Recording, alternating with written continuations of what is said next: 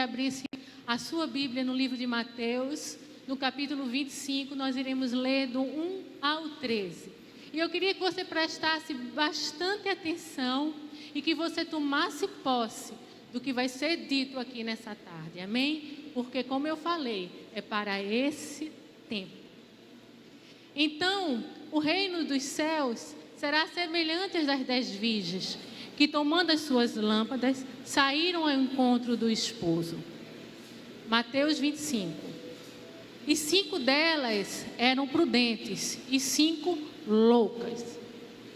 As loucas, tomando as suas lâmpadas, não levaram azeite consigo, mas as prudentes levaram azeite em suas vasilhas com as suas lâmpadas.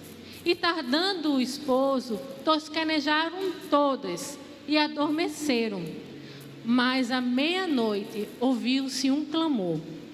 Aí vem o esposo, sai ao encontro. E todas aquelas virgens se levantaram e prepararam as suas lâmpadas. As loucas disseram às prudentes: dai-nos o vosso azeite, porque a nossa lâmpada se apagaram. Mas as prudentes disseram: não, seja o caso que nos falte e vos falte, a nós e a vós, ide antes aos que vendem, comprai-vos mais. E elas, indo comprar, chegou o esposo. E aqui estavam preparadas, e as que estavam preparadas entraram para bodas e fecharam a porta. E depois chegaram também as outras virgens, dizendo: Senhor, Senhor, abre-nos. E ele respondeu e disse: em verdade vos digo que vos não conheço. Vigiai, pois, porque não sabeis o dia nem a hora em que o Filho do Homem há de vir. Amém, queridos? Muitos pregadores, eles usam essa parábola como um despertamento, como uma palavra de vigilância. E nós precisamos dar uma atenção muito especial a essa parábola. Nós sabemos que Mateus escreveu aos judeus e que de todos os evangelhos que chegaram até nós, João, Mateus, Lucas, Mateus foi o que foi escrito logo depois de Marcos. Marcos é o evangelho mais antigo que foi escrito. Para você ter uma ideia, 80% do livro de Mateus é escrito dos versículos de Marcos. E 65% do livro de Marcos, do livro de Lucas, é escrito também com base no evangelho de Marcos. Então, a primeira pessoa a afirmar que foi o próprio Mateus que escreveu o seu próprio livro foi um bispo que viveu no 2º século. E ele também foi o primeiro a propor, que foi o próprio Marcos que escreveu o livro dele. E o nome desse bispo se chama Papias. Mas vamos ver que Mateus ele vai narrar coisas particulares para a igreja. E quem foi Mateus? Mateus é muito conhecido também como Levi. Ele é filho de Alfeu, ele é irmão de Tiago. Mateus ele tinha dupla nacionalidade. Ele era judeu, também ele era publicano, e como publicano ele era romano. O publicano é aquela pessoa que trabalhava cobrando os impostos de Roma.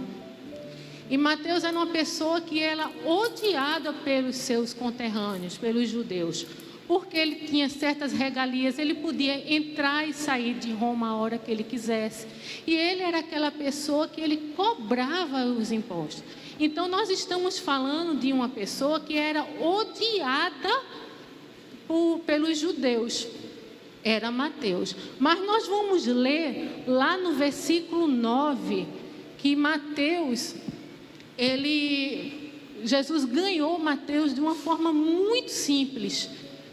Jesus estava pregando lá em Cafarnaum e estava fazendo milagre, libertando, curando.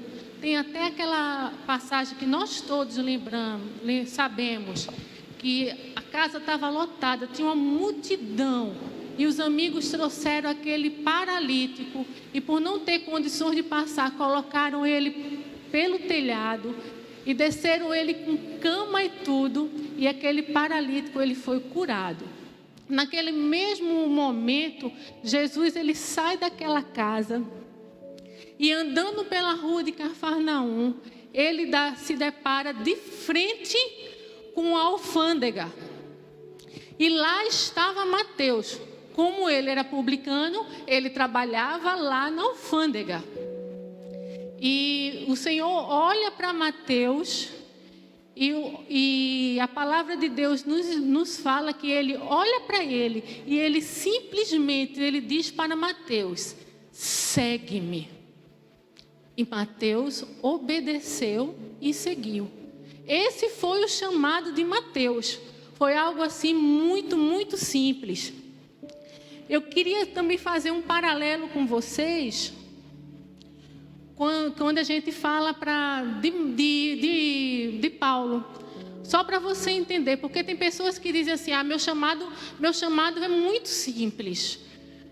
Eu não precisei ser curada, eu não tinha uma enfermidade muito grave e fui curada, eu não ressuscitei entre os mortos. Aí eu quero fazer um paralelo com o chamado de Saulo. Alguém lembra de Saulo, da história de Saulo?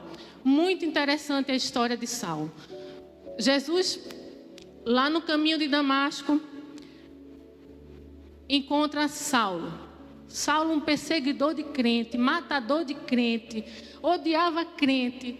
E lá naquele caminho, Jesus se depara com Saulo, com Paulo. E ele olha para Paulo e diz para Paulo: Paulo, por que tu me persegues? Na realidade, Saulo, né, que ele ainda não era Paulo. Saulo cai do cavalo, foi algo assim tremendo. O chamado, a conversão de Paulo foi bem diferente de Mateus. A de Mateus foi simples, a de Paulo não, foi algo extraordinário que aconteceu. Ele cai do cavalo, ele fica cego e Jesus disse para ele: entra para Damasco e eu vou te dizer o que é que você vai fazer. E Saulo, já orando, ele entra para Damasco e vai aguardar o que é que Jesus vai mandar ele fazer. Jesus encontra Ananias e diz: Ananias, eu quero que tu vá lá na casa de Judas. Eu quero que você vá falar com uma pessoa chamada Saulo. Ananias diz assim: Senhor, conheço esse daí faz tempo que eu conheço dele. Perseguidor de crente, matador de crente, não gosta de crente. Ele diz: é esse mesmo, mas você vai lá. E você vai orar por ele, e você vai dizer e ele vai ser curado, ele vai voltar a enxergar. E ele vai ser cheio do Espírito Santo. E Ananias, ele foi lá. Mas quantas vezes o Senhor pede para a gente orar pelos nossos inimigos? Quantas vezes o Senhor diz para a gente: vai lá na casa dos teus inimigos, da pessoa que te afronta, na casa daquele teu parente que desde quando você se converteu, ele se levanta contra você, aquele caluniador que fala mal de crente. E a gente o que é que faz? Muitas vezes a gente não quer ir. Mas eu te digo nessa noite, nós vamos ter que ir. É chegado o tempo. Amém? É chegado o tempo e nós vamos ter que ir. Porque nós crentes, nós somos diferentes. Nós temos que ir e orar. O verdadeiro cristão, ele vai aonde Deus quer que ele vá. É muito cômodo para a gente querer só onde o nosso coração está querendo ir que a gente vá, né? Mas o verdadeiro cristão, ele vai aonde Deus pede que a gente vá. E não é para falar: olha, você vai morrer. Não. Você vai falar aquilo que Deus quer que você fale. Qual foi a ordem que Deus deu para Ananias? Vai lá, Ananias, diz para ele que ele vai... E começa a orar com ele, ele vai voltar a ver. E você vai na casa do seu inimigo e você vai dizer: olha, sabe o Jesus que te encontrou lá no caminho?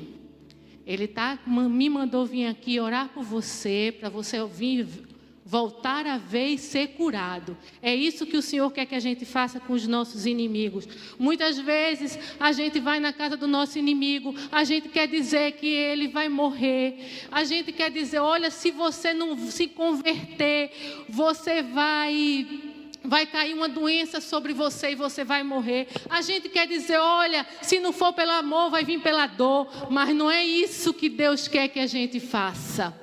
Ele quer que você diga assim, olha, eu vim orar por você, porque através da minha vida, você vai ser curado, em nome do Senhor Jesus, amém? Então Ananias, ele tocou em Saulo, e logo no primeiro momento que ele toca em Saulo, as escamas começam a cair, Saulo começa a ver, Saulo já estava orando, e o mais interessante, Ananias, ele tinha 2 missões. Naquele momento, ele tinha a missão de orar para ele voltar a enxergar. E ele tinha a missão de orar para ele ser cheio do Espírito Santo. E a palavra de Deus diz que ele começou a orar, as escamas começaram a cair. Mas para ele ser cheio do Espírito Santo, gente, eu fico pensando, Saulo deveria estar todo quebrado, que ele tinha caído do cavalo. Ele estava ali deitado, todo arrebentado, tinha ficado cego, mas a palavra de Deus diz que ele ficou de pé e ele foi cheio do Espírito Santo. Muitas vezes nós estamos aí sentados, nós não temos coragem de nos posicionar, nem diante de uma situação grave que nós estamos vivendo no nosso país e no mundo. Para a gente se posicionar, para a gente ser cheio do Espírito Santo, a gente precisa tomar uma atitude que é ficar de pé para ser cheio do Espírito Santo. Saia dessa posição de conforto, se levanta com autoridade para você ser cheio do Espírito Santo. Quando Saulo foi cheio do Espírito Santo, ele passou de Saulo para Paulo, de perseguidor para pregador da palavra de Deus. É isso que vai acontecer com você, meu irmão. Tome posse. É isso que vai acontecer com você. Sabe, muitas vezes a gente pensa no nosso ministério, como ele começou. Como eu falei para você. Com Mateus não aconteceu nada. Nada de mirabolante aconteceu com Mateus. Mateus estava lá no lugar dele de trabalho e Jesus disse apenas segue. Saulo caiu do cavalo. Eu quero te dizer nessa tarde, não é como o teu ministério inicia, é como o teu ministério termina. E o que você tem feito no meio do caminho? O que é que você tem feito? Você tem falado da palavra de Deus? Você tem sido boca de Deus? Você tem levado a palavra do Senhor pelos 4 cantos de onde você anda? Não é como inicia teu ministério. Talvez você diga assim, eu não tenho nenhuma história de cura, nenhuma história que o Senhor me ressuscitou, nem ninguém da minha família. Mas eu quero te dizer que vai fazer a diferença no que tu vai fazer de hoje por diante, como você vai terminar o seu ministério. Amém? Se levanta, povo de Deus. Amém? Talvez o interessante é que muitas vezes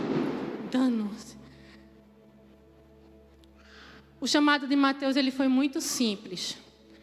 Mas Mateus foi o único de todos no Evangelho que escreveu essa parábola tão linda para a gente. E se analisada e se vivida, essa palavra é tremenda. Eu quero te explicar um pouquinho de como é um casamento judeu. Eu fiz um paralelo justamente dessa parábola com um casamento judeu quando eu estava estudando.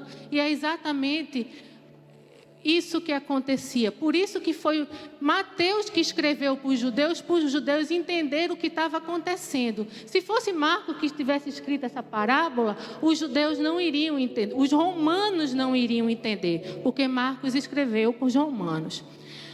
Para você entender um pouco do que acontecia no casamento judeu, o jovem judeu, quando iria casar, o pai dele escolhia a noiva. E agora ele ia na casa do seu pai para fazer o acordo nupcial. Estando feito esse acordo nupcial, o assunto do dote já estava resolvido, porque o dote era algo muito, muito importante. O dote era algo de valor que o pai do noivo pagava para aquela noiva. O dote que Jesus pagou por nós foi um dote muito alto. Preço de sangue, preço de cruz pela noiva do Senhor. Você é a noiva do Senhor. Então, quando o assunto do dote estava resolvido, o dote ele tinha que expressar a vontade daquele noivo, daquela família em receber aquela noiva. Eles saíam da casa e a noiva ela ia se preparar. E o noivo também. Essa preparação ela durava geralmente em torno de 1 ano. O casamento durava, a cerimônia, os rituais, 7 dias. E eles iam se preparar. Nesse período deles se preparando, o noivo ia construir o local onde eles iam morar. A noiva chamava 10 amigas virgens que vão auxiliar nos preparativos do casamento.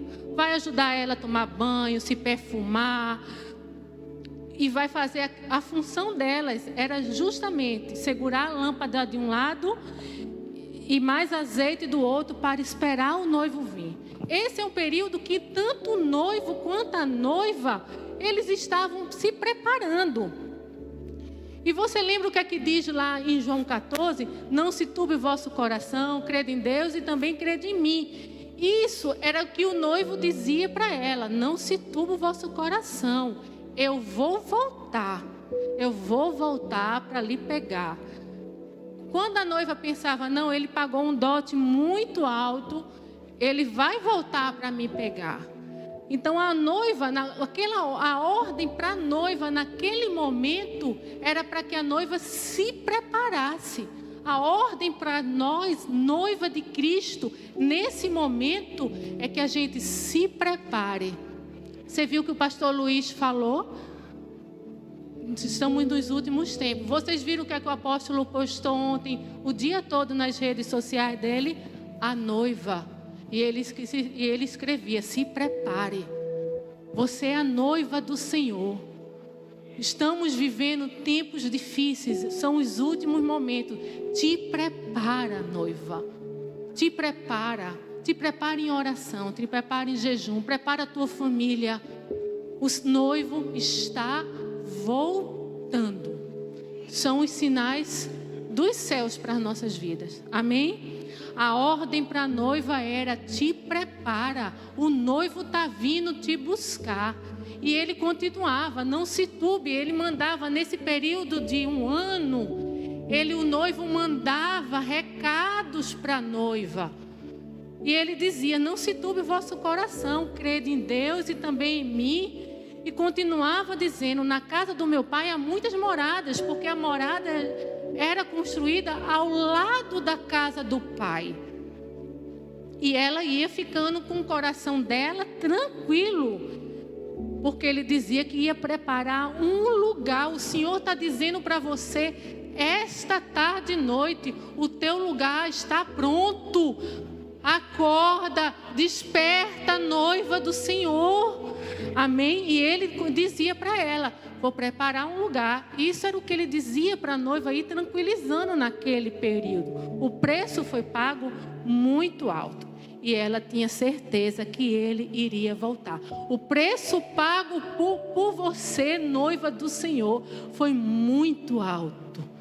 E sabe algo muito interessante que eu lendo, eu coloquei aqui para vocês. É que naquele momento, a partir daquele momento que a noiva saía da casa, que o noivo saía, era-se feito um véu para a noiva. Um véu. E se o dote foi pago em moedas, em dracmas, se pregava as moedas na orla do véu da noiva. E ela, quando ela ia sair de casa, ela colocava o véu. Todas as pessoas, todos os homens que olhavam para ela na rua, sabia que foi pago um alto preço por ela. que eles não podiam fazer nenhum acordo mais nupcial com ela, que eles não podiam oferecer nenhuma oferta de manjar para aquela noiva. Sabe, meus queridos, eu vejo muitas vezes o que está acontecendo. Você aqui é uma pessoa comprometida, porque aquele véu significava comprometimento. Você é uma pessoa comprometida, mas muitas vezes, quando você sai na rua, você deixa o seu véu de lado. Quando você vai para os seus encontros extras conjugais, você deixa o seu véu de lado. Quando você vai pular o carnaval, você tira o véu do comprometimento e deixa de lado. Quando você vai ter um casinho aqui, um casinho acolá, você, noiva do Cordeiro, deixa o véu de lado. Quando você está com suas mensagens impuras no seu celular, conversando, você está deixando o seu véu de lado.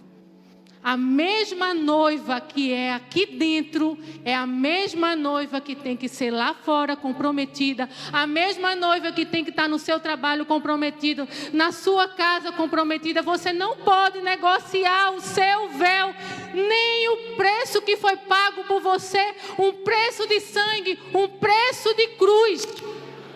O Senhor está voltando. Desperta, ó tu que dormes. Aleluia, o Senhor está voltando. Não negocie o seu comprometimento. Não negocie, é inegociável. Amém? E a ordem agora é: coloca o véu do comprometimento. A hora foi, quem decidia a hora do casamento do noivo era o pai do noivo. Era o pai do noivo, porque se o noivo fosse decidir a hora de casar, como ele ama muito a noiva, ele iria querer casar antes do tempo.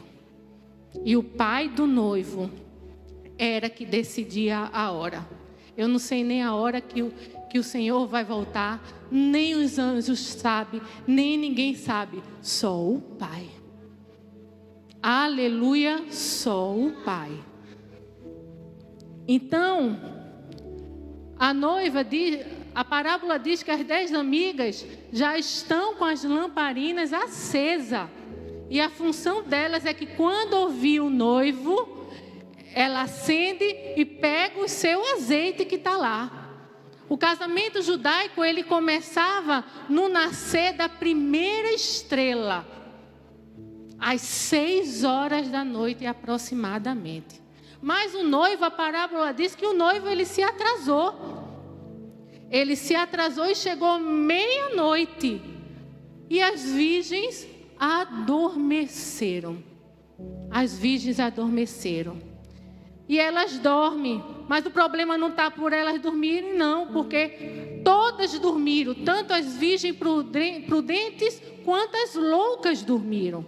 O problema está na falta de azeite, amém? Então, quando você vem para a sua noite de glória, quando você faz o jejum, quando você vem para o culto, quando você vai para o seu discipulado, você está se enchendo, abastecendo a sua reserva.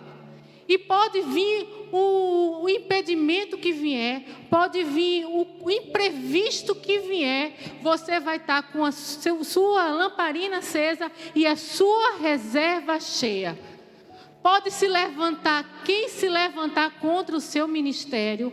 Pode se levantar aquelas pessoas da sua família, no seu casamento. E você vai estar, todo imprevisto que vier, você vai estar enchendo a sua lamparina. Amém? Então, a hora deu. As loucas achavam que ia dar tudo certo, que ia dar tempo, que aquele azeite que estava na lamparina era o suficiente, mas a hora avançou, o noivo atrasou e elas ficaram sem azeite, o azeite acabou e as lamparinas delas apagaram. Jesus está dizendo: volta à igreja do Senhor e carrega a tua botija. Volta, igreja do Senhor, e carrega a tua botija, porque o caminho é longo. Elas estavam dormindo, mas aí elas começaram a ouvir: lá vem o noivo, lá vem o noivo. O caminho era árido, a terra era seca, tinha buraco, e a única coisa que clareava era a luz das estrelas. Então era necessário que aquelas virgens viessem iluminar. E como elas iriam clarear o caminho se o azeite delas tinha acabado? Como você, que é um pregador, vai pregar a palavra se seu azeite apagar? O azeite, ele representa o Espírito Santo na tua vida. Por isso que nós temos que buscar.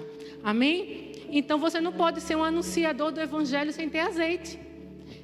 Então as loucas vão dizer para as prudentes: me dá do teu azeite. E ela vai dizer: não dou, não negocio e não empresto. Elas dizem: não posso, vão procurar quem está vendendo. E já era muito tarde. Meia-noite elas não iriam encontrar quem estivesse vendendo azeite para ela. Nós precisamos dizer não. Há muitas coisas do mundo que nos enfraquece e que nos tira o foco. Jesus está ensinando para a gente: diga não. Sabe por que o teu filho está naquela situação que você não está gostando? Porque no momento certo você não disse não para ele. Sabe por que o teu casamento também está nessa situação que chegou até hoje? Porque no momento certo você não disse não ao seu esposo ou à sua noiva. Chegou o tempo de você aprender a dizer não. As virgens entenderam que para ela casar e entrar na bodas, elas precisavam estar com a sua lamparina acesa, cheia de azeite. O Senhor está voltando e você precisa estar cheio do Espírito Santo. Jesus está voltando. As prudentes não negociaram seus azeites, porque o azeite é algo que não se negocia. O ministério que Deus te deu não se negocia. O seu chamado é seu e você vai dizer não, você não vai negociar. As prudentes disseram não às loucas. Você lembra daquela viúva de 2 Reis, do capítulo 4? O marido dela havia morrido. E os credores do seu esposo foram lá cobrar para ela. E pela lei de Levítico da época, eles podiam levar os filhos dela como escravo. Ela não murmurou, ela não disse nada para ninguém. Ela foi lá junto do profeta Eliseu. E ela disse: Eliseu, o meu marido morreu. E ele era profeta da tua escola de profeta. E estão lá querendo levar os meus filhos preso porque ele tinha dívida. E eu não tenho nada. Ele pergunta: você não tem nada? Ela diz: eu não tenho nada. Aí ela lembrou e disse: eu tenho um tiquinho de azeite em casa. E ele disse para ela: vai lá, pede as vasilhas dos teus vizinhos e entra na tua casa, porque azeite não é negociável.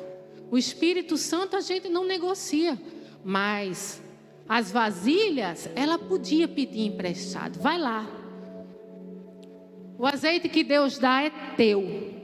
O azeite que Deus dá é teu. A autoridade é Deus quem dá. O ministério para a tua vida é Deus quem dá. E você precisa tomar posse disso. O batismo no Espírito Santo é Deus quem dá. Amém? Então tem coisas que não se negociam. O azeite era uma delas. Mas ele diz, o profeta diz: vai, pega emprestado as vasilhas e traz, fecha a tua porta, porque o milagre que vai acontecer lá dentro não é para pessoas que não acreditam no teu milagre. Veja, vai e pega as vasilhas emprestado e não conta para ninguém para que é. Ela vai, não fala nada, pega as vasilhas, fecha a porta, porque até para receber o milagre nós temos que ser obediente. E ela faz exatamente tudo que o profeta Eliseu falou para ela. Ela vai, fechou a porta. E eu te digo, o milagre que vai acontecer na tua vida não é para você contar para quem não acredita em você. Tem muita gente que não recebe o seu milagre porque expõe a sua vida nas redes sociais. Fecha a porta. Não vai falar no Instagram, não vai falar no Facebook. Desliga o WhatsApp.